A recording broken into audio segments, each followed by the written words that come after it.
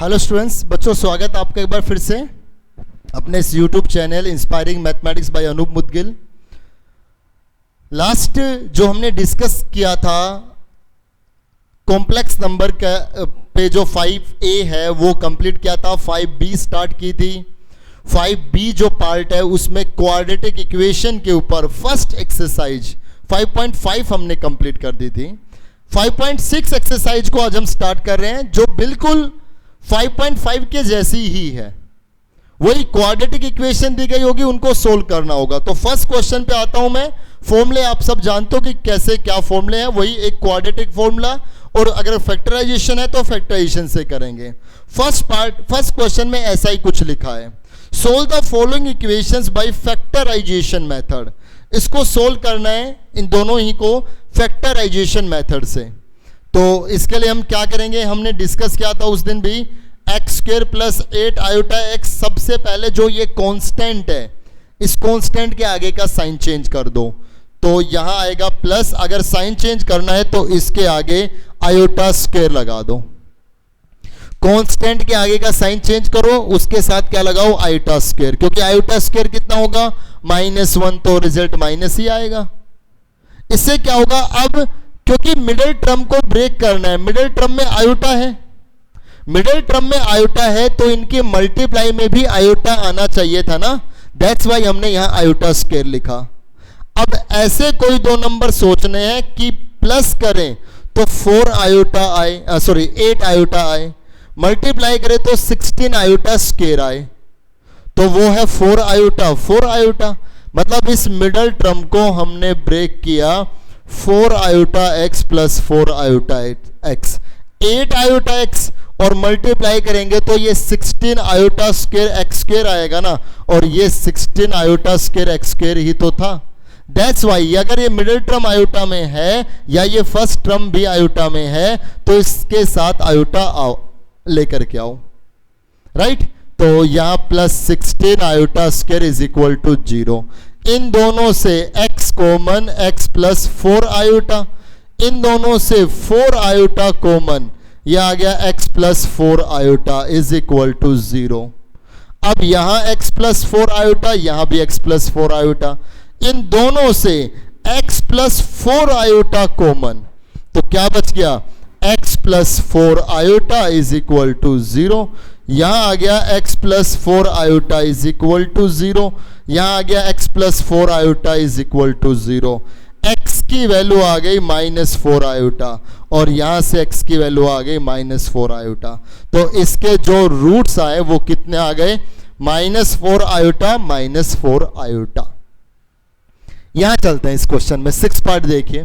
बिल्कुल quadratic equation जैसे solve करते हैं वैसे ही हमने इस क्वेश्चन को भी सोल्व किया है। ये देखिए एक्स स्क्वायर, इनको आप मल्टीप्लाई कर लें, इसको इससे मल्टीप्लाई तो -3 अंडर रूट 2x, इसको इससे multiply -2 iota x plus 6 under root 2 iota is equal to 0। देखिए इन दोनों से x कॉमन निकाल दिया तो x -3 अंडर रूट 2 आ गया, और इन दोनों से हमने -2 आयोटा कॉमन निकाल दिया तो ये x -3 रूट 2 आयोटा ही आएगा। अब मल्टीप्लाई करके देखे, इसी को ही पाओगे, ठीक है। -2 आयोटा माइनस माइनस कितना, 6 प्लस 6 आयोटा, 6 रूट 2 आयोटा। एक सेकेंड, यहां कुछ गलती तो नहीं की हमने, एक सेकेंड, क्वेश्चन यही था ना, yes wait please, 6 yes let me, -2 iota, yes yes yes, ये हमने यहाँ आयोटा गलत लिखा, सॉरी, ठीक है। आयोटा -2 आयोटा कॉमन निकाल दिया तो आयोटा इससे भी बाहर, आयोटा इससे भी बाहर, तो 3 रूट 2 आ गया। तब क्योंकि ये फैक्टर सेम होने चाहिए ना, तो ये कितना बच गया, x -3 अंडर रूट 2, और ये आ गया x -2 iota is equal to 0। तो यहां से x minus 3 under root 2 is equal to 0 और x minus 2 iota is equal to 0। x की वैल्यू आ गई 3 अंडर रूट 2 और x की वैल्यू आ गई 2 आयोटा। तो इसको सोल्व करने पर ये दो रूट आ गए, एक तो आ गया 3 अंडर रूट 2 और एक आ गया 2 आयोटा। ठीक है, तो क्वेश्चन नंबर फर्स्ट के आप सारे पार्ट कर लीजिए फटाफट। क्वाड्रेटिक इक्वेशन को जैसे सोल्व करते हैं वैसे ही सोल्व करना है, फैक्टराइजेशन मेथड लगाना है। कुछ कॉमन आ रहा है तो सीधे सीधे कर दें या फिर फैक्टर बना करके सोल्व करें। ठीक है, फर्स्ट के सभी पार्ट आप करें, सेकंड में आते हैं। हाँ जी, क्वेश्चन नंबर सेकंड में आए। सेकंड में आप देख सकते हैं कि लिखा हुआ है कि सिंपली इनको सोल्व करना है। आई मीन कोई ये नहीं कहा कि फैक्टराइजेशन मेथड लगाइए, तो हम इसको डायरेक्ट ही कर देंगे। तो सबसे अच्छा है कि क्वाड्रेटिक फॉर्मूले से करें। एक इक्वेशन आपके सामने ये दी गई है, इसको सोल्व करना है सिंपली। तो हम सब देखते हैं here a is equal to, a कौन है जो x स्क्वेयर के आगे है 1, b कितना है जो x के आगे है माइनस आयोटा, और c कितना है 6। तो यहां से अल्फा बीटा कितना आएगा माइनस बी, मतलब आयोटा। फॉर्मूला लगा दें, minus b plus minus under root b square minus 4ac divided by 2a। So alpha beta is equal to minus b, तो ये आ जाएगा iota plus minus under root b square, मतलब minus iota का square जो आएगा iota square minus 4a।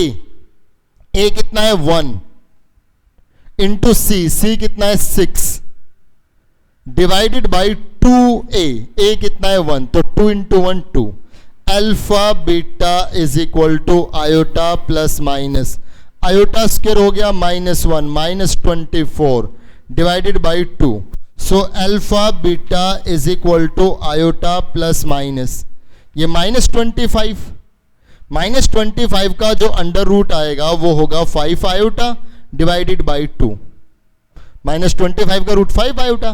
तो अब एक अल्फा तो आ गया आयोटा प्लस 5 आयोटा बाई 2, और बीटा हमने लिख दिया iota minus 5 iota by 2। So alpha is 6 iota by 2 3 iota, and beta is minus 4 iota by 2 minus 2 iota. तो इसके जो दो रूट्स आ गए वो आ गया 3 आयोटा और माइनस 2 आयोटा, इसको सोल्व करने पर। ठीक है, और फैक्टराइजेशन से भी कर सकते थे इसके साथ आयोटा स्क्वायर लगा करके, लेकिन नहीं लिखा तो आप सीधे भी कर सकते हो। यहां देखिए, इसमें a हो गया 1, b हो गया 1 प्लस 3 आयोटा, और c हो गया 3 बाई 2 आयोटा प्लस 2। इसको सोल्व करते हैं। यहां हम फॉर्मूला लगाएंगे, so alpha beta is equal to minus b, तो ये आ जाएगा minus of 1 plus 3 iota plus minus under root b square, मतलब 1 प्लस 3 आयोटा का स्क्वेयर माइनस 4 ac, a कितना है 1 और c कितना है 3 by 2 iota plus 2 divided by 2a, मतलब 2। So alpha beta is equal to minus 1 minus 3 iota, ये आ गया प्लस माइनस अंडर रूट, यहां a plus b whole square लगा दें, कितना आएगा a square plus b square plus 2ab, मतलब 6 iota, a square plus b square plus 2ab। Minus 4 को इससे मल्टीप्लाई करो तो कितना आएगा 6 आयोटा, 4 को इससे मल्टीप्लाई तो 2 आएगा, यहां पे 6 आयोटा। इसको इससे मल्टीप्लाई करोगे तो माइनस 8, माइनस 4 को 2 से मल्टीप्लाई तो माइनस 8 हो गया डिवाइडेड बाई 2। 6 आयोटा से 6 iota cancel. So alpha beta is equal to minus 1 minus 3 iota plus minus under root 1, ये माइनस 9 हो गया, राइट, ये माइनस 8 हो गया divided by 2। So alpha beta is minus 1 minus 3 iota plus minus ये आ गया minus 16 divided by 2. So alpha beta is equal to -1 -3 iota plus -16 का अंडर रूट कितना होगा 4 आयोटा डिवाइडेड बाई 2.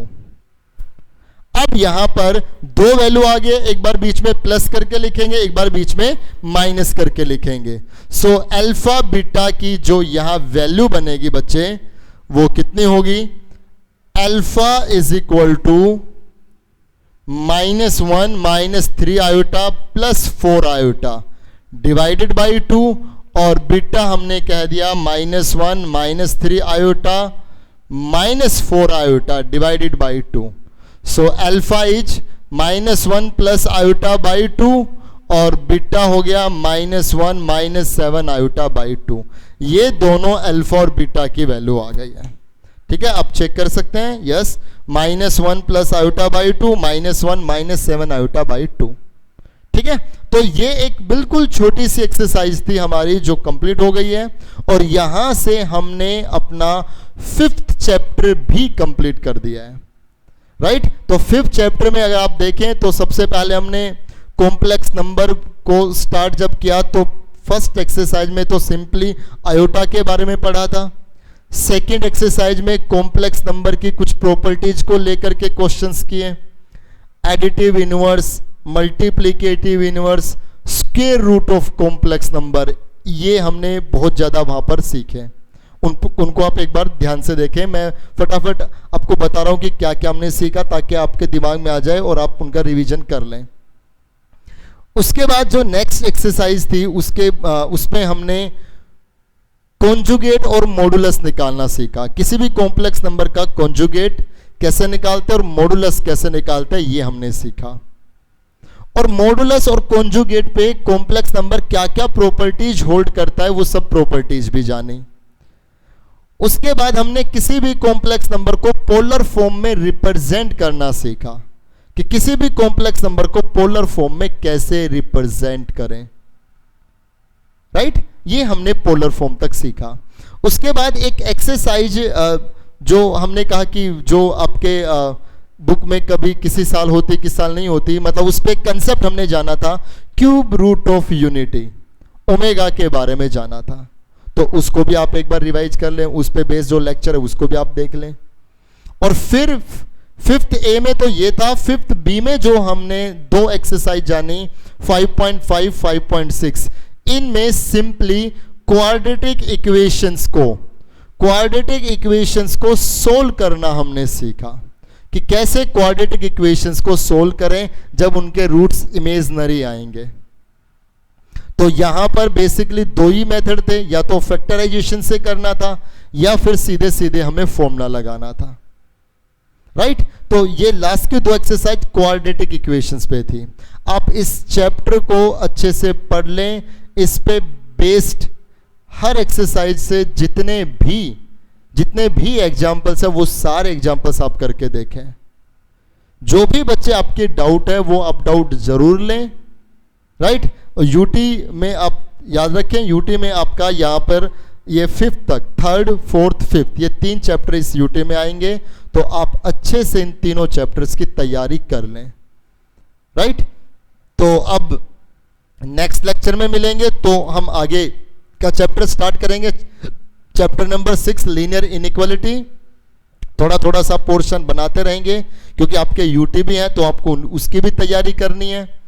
लेकिन थोड़ा आगे का काम भी स्टार्ट रहना चाहिए, चलता रहना चाहिए. थोड़ा थोड़ा पोर्शन उसका हम लेते रहेंगे और आप हर रोज इन तीनों चैप्टर को थोड़ा थोड़ा करके रिवाइज करते रहें. जूम क्लासेस पे हम उसका रिवीजन भी करते रहेंगे. ठीक है, तो बच्चे मिलते हैं नेक्स्ट लेक्चर में. तब तक आप ये सारा आप काम कर लें. Thank you very much.